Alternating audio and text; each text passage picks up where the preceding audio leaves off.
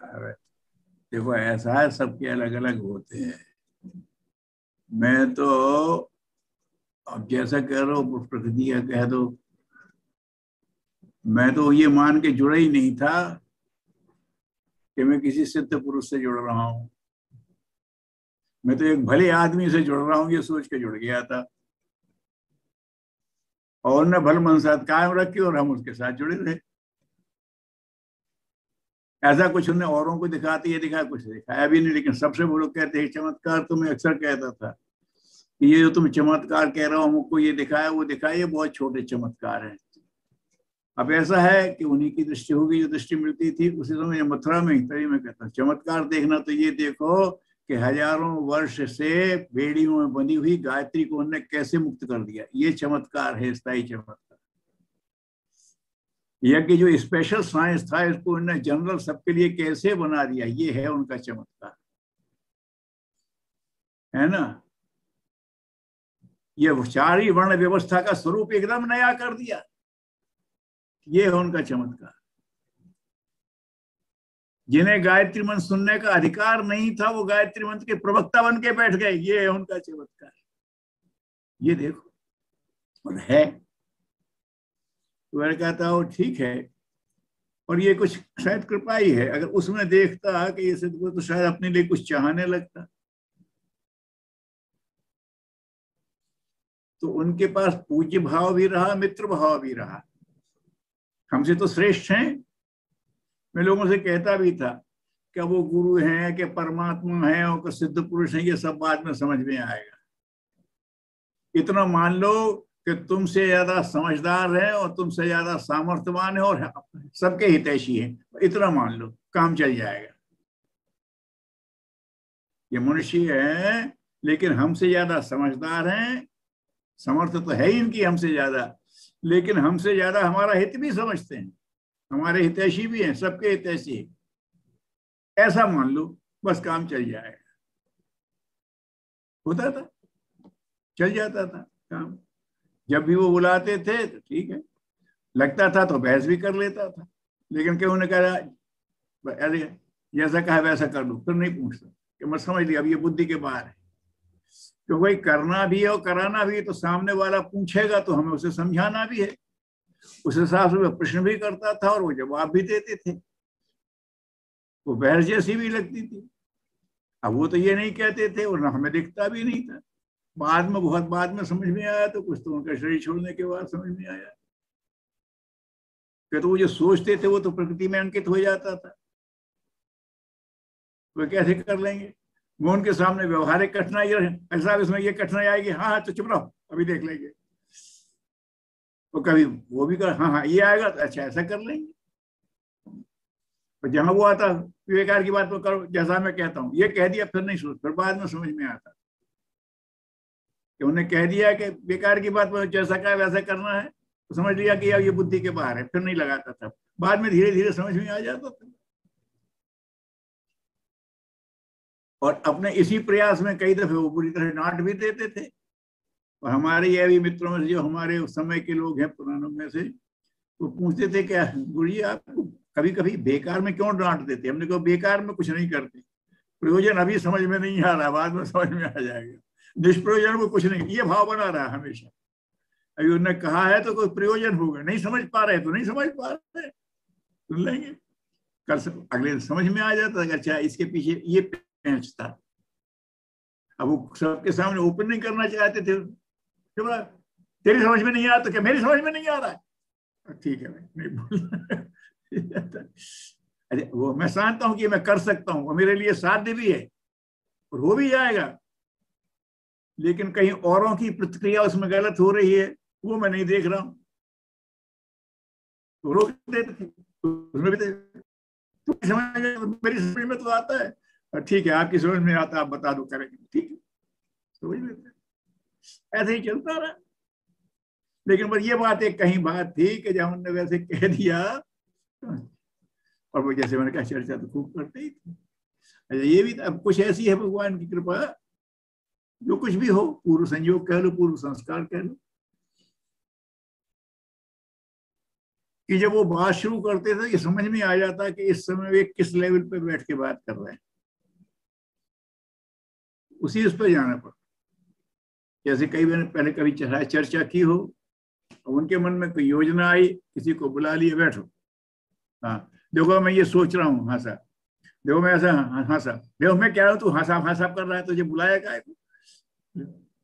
आप सुना रहे हैं, मैं सुन रहा हूँ, लेकिन वो समझते हैं कि मैंने सोचा है, ये व्यवहारिक भूमि पे कैसे उतरेगा ये तो समझना है, इसमें कुछ बात तो आनी चाहिए।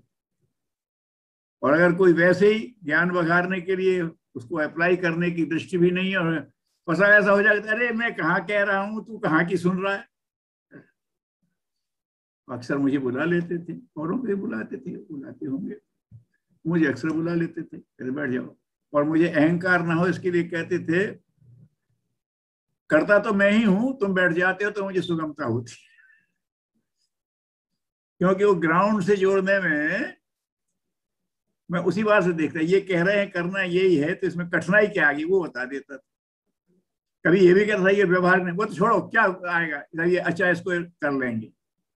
कभी कहते अच्छा अभी इसके लिए समय नहीं आया, थोड़ी देर बाद करेंगे, ठीक है, ऐसे उनका चलता रहता था। तो कभी ऐसा नहीं लगा, उसमें वैसी बातें भी आती थी और कहीं बुला भी लेते थे। ये भी कहे अब उनकी तो जो इस तरह है, किसको कहां से ऐसा ऐसा है, वो विदेश से समझ लेना, उससे मैंने कह दिया है। और कभी कैसा वो पढ़े, उस बेवकूफ को क्या आता है, उसे क्या करोगे, मैं क्या होता, ध्यान दो। उसे कोई नई चीज बताने वाले हैं तो उस बेवकूफ को क्या आता है, नालायक कहीं लो। और ये भी कह दे कि मैंने बता दिया ना, मुझसे अपने उससे पूछ लेना, ये भी कह दे। अब क्या कह रहे हैं उसकी उनकी माया वही जाने। अब मैं ये मान लगूंगा हाँ हाँ मेरे लिए कह दिया और हाय मुझे ऐसा क्यों कह, तो गड़बड़ हो जाएगा। अभी जो गीता में कहा वो भगवान के आधार पर आना, तो ठीक है, या नहीं करना नहीं करते, ये करना है तो कर देंगे। ऐसा भी काम शुरू करो, अच्छा रोक दो, अभी वहां तक नहीं, अभी तक समझ समय नहीं आया। देखते थे बाहर की परिस्थितियां भी तो देखते थे, उनकी तो दृष्टि ज्यादा थी, व्यवहारिक उसमें थी, लेकिन तो भी उन्हें वहां ग्राउंड से टच करने में होती थी। तो बराबर चला, अंत तक चला। जब उन्हें चोट लग गई सूक्ष्मीकरण के बाद बाहर आए, तब तक अंत तक चला। वहां तक मथुरा में कुछ हो गया था तो उन्होंने कहा जाओ वहां जाके देख के आओ, संकेत दे देते, फिर कहा जाओ निपटा के कर आते थे। नहीं होता कह साहब मेरे की ये नहीं हुआ, खत्म बात। कोई ऐसा था बरेली में, उर्दू पार्टी में, इनको जाके समझाना उन्हें उम्मीद थी, क्योंकि दोनों पक्ष हमें महत्व देते थे, जिसको मतलब होता है ना कि प्रेम है मानते हैं, भेजा। और बिल्कुल किनारे पर आ गई बात कि अब समझौता हो जाएगा, और किसी ने कह दिया वो हटक गए। तो मैंने यही कहा था कोई दिक्कत नहीं भैया, मैंने अपना काम कर लिया, जाके गुरुदेव से कह दूंगा मेरे किए नहीं हुआ, खत्म बात। आए आए मेरी ना मेरा कुछ नहीं कटा, जो कहा सो किया, और जितना हुआ सो हुआ। एक बार ऐसे हुआ था जब उन्होंने ये टोनियां निकालने की बात की थी गाड़ियों सहित, तो पहले बोले नहीं लोगों पे कम से कम दबाव पड़ना चाहिए, सब सामान अपने साथ लेके चलो। तो क्या क्या लेके चलो, यज्ञ का पंडाल भी लेके चलो, और मंच के ऊपर की छाया और वो अपना जैसा लगाए, खुले में ही बैठ जाएंगे तो हो जाएंगे, वो लेकर के चलो। यज्ञ के आसन पात्र सब, जैसे नौकुंडी यज्ञ, तो सारा सामान लेके चलो। अब वो शामियाना है तो उसके नीचे पाइप वाइप लगाना, वो भी लेके चलो। और खाना सबका बनाएंगे तो बड़ा भगोना भी लेकर के चलो, और बिजली चल जाए तो जनरेटर भी लेके चलो। तो बोले भाई इसके लिए तो हमने साहब ये तो छोटी गाड़ियां उन दिनों, ये टाटा की जो है ना मीडियम गाड़ी, टाटा 407 और ये 8 आई थी, खुली नहीं थी। तो उन्होंने कहा, हमने कहा साहब ये तो फिर छोटी गाड़ी का बस का नहीं है, तो मिनी ट्रक लेना पड़ेंगे।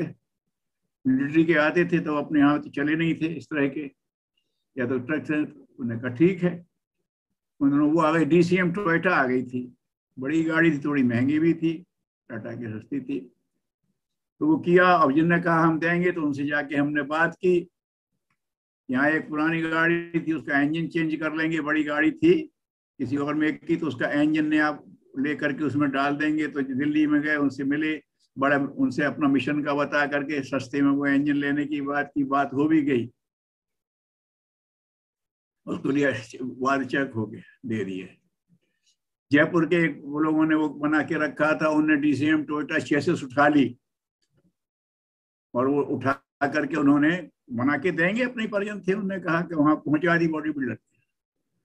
अपने यहाँ के अहमदाबाद के परिजन से एक ट्रक लेकर के उसका पूरा उसका ओवरहालिंग करा के इंजन का, ऊपर से शेड वेड डलवा के बिल्कुल तैयार कर, जिम्मेदार आदमी थे, कहीं कोई आगे दिक्कत ना हो।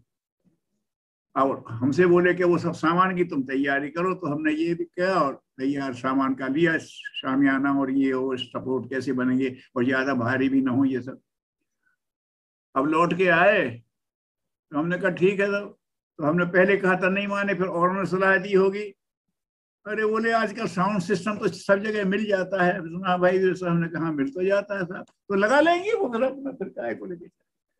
और फिर ये खाने का भी लोग अपने ढंग से, कभी कोई करते सब जगह है, तो इसको क्या भी करना, तो ये भी रिजेक्ट करिएगा। अब वो गाड़ियां चल रही थी, लोगों से कहा था बड़ी गाड़ियां लेना है, जब उन्होंने कहा ये भी छोड़ दिया, ये भी छोड़ दिया, तो मैंने कहा साहब फिर तो छोटी गाड़ी से काम चल जाएगा। ये मेरा कहना था, एकदम थोड़े से ये हुए, यूं देखा से, अरे सब गाड़ी हो रहा, सर जाओ ये सब गाड़ियां कैंसिल करो, छोटी गाड़ियों का ऐसा बनाओ। एकदम बस उन्हें यो देखा, समझ गए कि अब ये हुआ। उन्हें अपनी कल्पना देखा, क्या हमने कहा साहब इतना सामान कट कर दिया, तो अब इतनी बड़ी गाड़ी की क्या जरूरत है, जहां ले जाओ गाड़ी को खड़ी करना, कहीं ले जाना आ जाना सब में होता, हमारे लोग हैं कहाँ बड़ी गाड़ी करना। तब उस यात्रा में क्या हुआ, जहां जो सौदा किया हुआ था दिल्ली में, जो इंजन का नया सौदा कर लिया, से कहा कैंसिल। संयोग की बात है, बैंक ने, हमने चेक दे दिया, उसमें कोई नुक्स निकाल दिया था, बोले चेक वापस कर दिया, हम लेके वापस, वही वो सब करते थे। जिससे कह दिया था उसे चेसिस ले लेती, उसने बस ये था कि बॉडी बिल्डर ने उस पर बस टाँका भर नहीं लगाया था, नहीं तो लेता नहीं। तो हमने कहा अपने जो परिजन थे, भाई साहब ले लिया ये, हमने कहा भाई उसे कह दिया उसे पास मेरे ले जाओ जिससे यार बॉडी उठाई है। अब वो ये क्या नाम करके बड़े ट्रक्स में और ये अपना टारस में करने वाला, मतलब बड़ी व्हीकल्स का वो डीलर था, कहानी था, वहां ले गए, फिर उसे सब बात समझाई। मतलब वो यात्रा थी, जो किए हुए सौदे करना है वो काटना है। अब वो हमारे दिल जयपुर, भाई साहब ये तो उससे हो गई, अब बात हो गई। हमने कहा भाई देखो, अब ये मत सोचो कि नाक कटेगी, हमारी नाक तो गुरुजी के यहाँ जमा है, उसे तो कोई छू नहीं सकता। हम जिस दिन आए इज्जत वहां जमा कर दी है, उनके पूछे बगैर कोई हमारी नाक तो छू नहीं सकता, हमारी नाक नहीं कटेगी, चलो हम करते हैं ना सबसे, ये भी करना पड़ा। तो फिर हो गया सब, वो भी आए, फिर वो जो उनका था, और वो क्या नाम करके गाड़ी होती है वो हैवी ट्रक्स में, उसमें करने वाला, उसका बड़ा खैर गए, फिर उसने बात समझी, फिर वो नीचे तक उतरने आया, तो परिजन बोले साहब ये तो कमाल हो गया गुरुजी का, ये आदमी तो सीधे मुंह बात नहीं करता, बात समझ भी ली, अपनी गाड़ी भी वापस ले लिया, नीचे तक छोड़ना। हमने कहा साहब उन्हीं की माया है, वो जो करवाते हैं तो होता है, ऐसे भी होते हैं काम। कह दिया तो ठीक है सर, हम अपनी कोशिश करते हैं, अब जो होगा हो जाएगा। फिर वो उनकी इच्छा होती थी, सब साधन बन जाते थे, जैसे मैंने बताया कि फटाफट वो काम उसी हिसाब से, सौदा करना है तो होते चलेगा, और कैंसिल करना है तो कैंसिल होते चलेंगे, तो करते। अब ये उनकी लीला है, जैसा करते, तो ऐसा है कि वो अपनी संग से उनका ये था ठीक है, लेकिन जो व्यवहार रहा उनसे इसी स्तर का, जब भी बात कर उन्होंने कहा ऐसा ठीक है, ऐसा है कि बात वैसे हंसी भी कर लेते थे।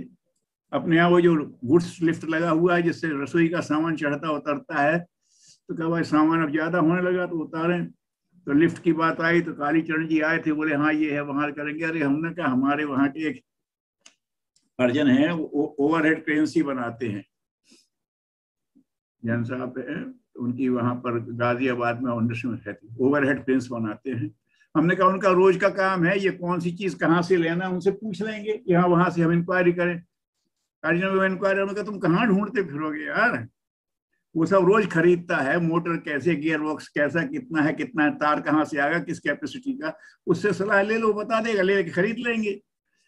कालीचंद जी का उन्हें बता रहे, बोले ये जरा सा काम है यार, नहीं कर दूंगा ना, तो बड़े बड़े बनाते थे, ये कौन सी बात है। तो उन्होंने कहा आप तो लौट जाओ, मैं आता हूँ सब सामान लेकर, तो आगे लगवा गए सब सामान।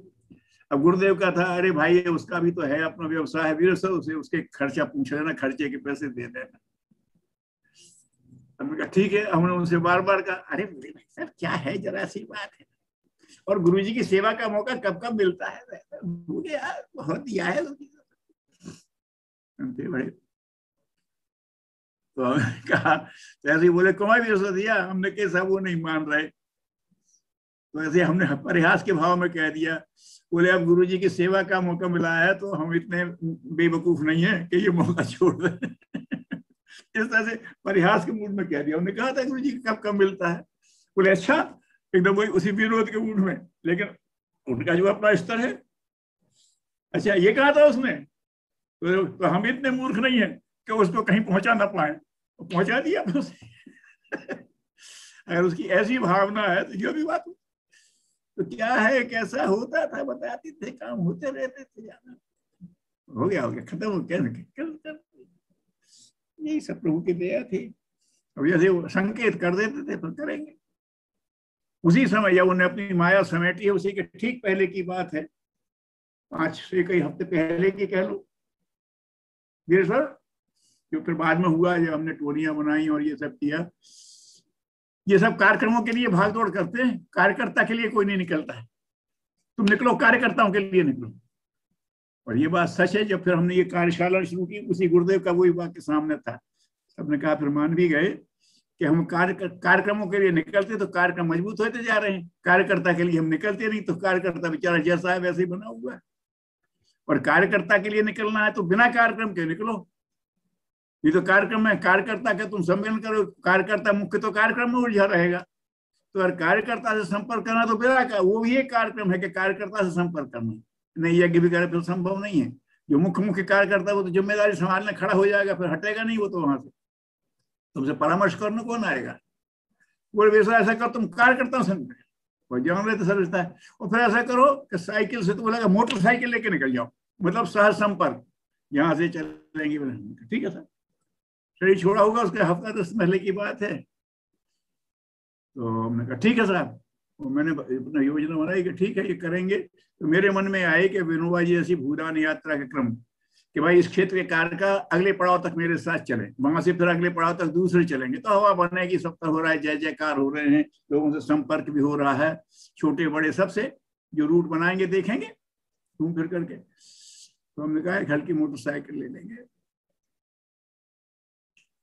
तो बोले उस मामले में गंभीर हूँ। हमने कहा आप गंभीर हैं तो मैं बहुत गंभीर हूँ, और आपकी अगर आशीर्वाद रहा तो एक हवा बनेगी विनोबा जी की यात्रा जैसी।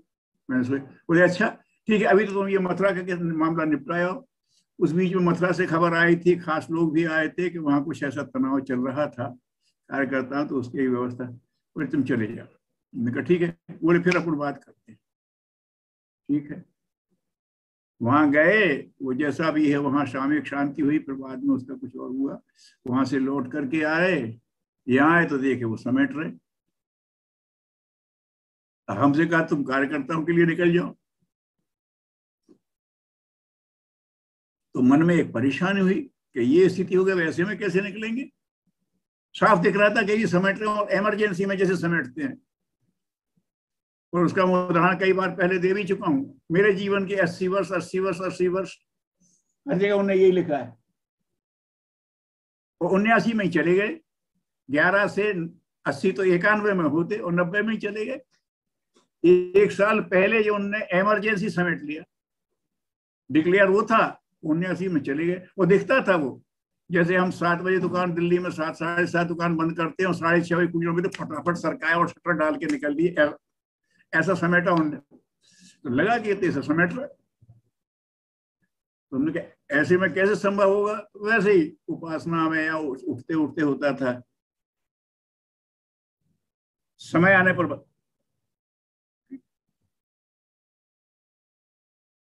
उसके बाद बस फिर ये अपने अश्वमेध क्रम चला हुआ। फिर मन में अश्वमेधों के लिए निकले, फिर लगा कि अब कार्यकर्ताओं के लिए निकलना है। और 95 के बाद में घोषणा कर दी, 2001 के बाद फिर जो निकला तो फिर सब चल पड़ा। बात वही थी, उन्हें संकेत जो किया था वो दिमाग में बना हुआ था, जब आवाज नहीं तो कल होगा। और जब हुआ तो एकदम फिर धारा बनती चली गई, फिर सब लोग सहमत भी हो गए। फिर पूरी टीम यहाँ से, जैसे अश्वमेध की टीम जाती थी वैसी कार्यकर्ताओं के लिए पूरी टीम जाने लगी। किसी को कहीं और सब सहमत हो गए कि लगे कार्यकर्ता को हमारे लिए आए हैं। नहीं तो मेरा भाषण है और दूसरे उठ के चले गए कहीं घूमने या दूसरा कोई गोष्ठी लेने, तो आधे वहां चले जाएंगे। नहीं, सब वहीं बैठेंगे, चाहे सबने स्वीकार किया। डॉक्टर साहब से लेकर हम लोग 5 साल मतलब ऐसी अश्वमेध जैसी टोली जाती थी, संगीत वंगीत सब, और बस बिल्कुल कार्यकर्ता हो गए, उसके रिजल्ट तत्काल आ गए, कार्यकर्ता खड़े हो गए, संगठन मजबूत हो गया। तो ऐसा तुम कार्यकर्ता के लिए निकलो तो ठीक है, हम निकलेंगे। और उनके भी होता था, उनों के साथ भी हुआ होगा जैसा, लेकिन जैसा वो अपने संकेत करते थे और करते थे हो जाए ऐसा करने का। कई दफे ऐसा हो जाता था, गुरुदेव थे सूक्ष्मीकरण में थे, माता जी भी थी, और यहाँ नीचे कुछ वो प्रचार जी थे, कोई विसंगतियां होने लगी। तो मैंने कहा मैं क्या करूं, ये उनके गुरुदेव किसके मन में आया कि आपके हिसाब से तो नहीं लेकिन हो रहा है, और मैं समझ में नहीं आ रहा क्या करूं। उसके लिए भी ऐसे ऐसा संकेत मिला था, तुम नैष्ठिकों को संभालो, मतलब ये काम तुम्हारा नहीं, से मैं निपट लूंगा, तुम नैष्ठिकों को संभालो, ठीक है। उनको दिशा देना काम है, जो है इनको वो निपटा दिया उनने जैसे उन्हें निपटाना था काम, ठीक है। उसमें प्रत्यक्ष भूमिका कहीं हमारी भी आई, तुम तो नैष्ठिकों को संभालो, ये जो हड़बड़ा रहे हैं उनमें तुम शक्ति लगा रहे हो, 4 में 400 रखे हैं, उन पर ध्यान दो, ठीक है सर, वही काम किए। तो ऐसे संकेत उनसे मिलते रहे हैं, मिलते रहेंगे। आप लोगों को भी अनुभव है, ऐसे उनका कोई ना कोई संकेत मिल जाता और आप लोग काम करते हो। कभी इसके मुंह से निकल गया और आपको लगा ये बात तो ठीक है, मतलब उन्होंने मैसेज भेज दिया, वो किसी के मुंह से निकला, किसी का होते सुना, रास्ते चलते का सुना, आपको लगा नहीं ये करना, इसका मतलब उन्होंने कर दिया।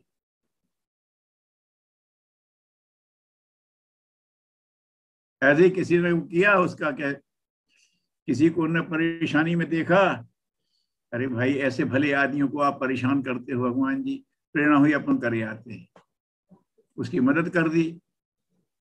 और फिर आगे भगवान ऐसे अच्छे लोगों को भी आप सुविधा नहीं देते, तो उनके भीतर से आया कि तूने किसके कहे से दे दी, मैंने तो प्रेरित किया है, मैं सीधा तो आता ही नहीं, ऐसे ही करवाता हूँ, किसी उपयुक्त पात्र को खड़ा कर देता हूँ, तो काम हो जाता है। प्रेरक रघुवंश, ये उनका एक कार्यशैली यही रही हमेशा, हर अवतारी की ऐसी ही कार्यशैली, ठीक है।